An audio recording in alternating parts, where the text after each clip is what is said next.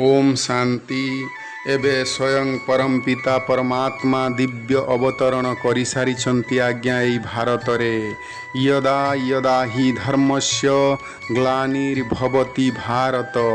हाँ आज्ञा, अधर्मर विनाश सत्य धर्मर स्थापना करिवा पई स्वयं प्रभु पिता एई भारत वर्ष रे अवतार नहीं सारिछन्ति।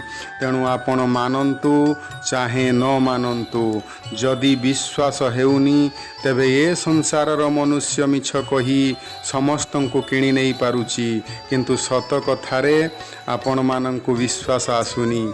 तो जदि विश्वास हेउनी आज्ञा, ताहले डायरी आउ पेन रे लेखि रखंतु।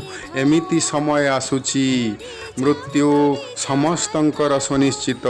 महाभारत महाभारी लड़ाई सामना रे अछि। चित्ता जलिबा पूर्वरु चेतना को जागृत करंतु आज्ञा।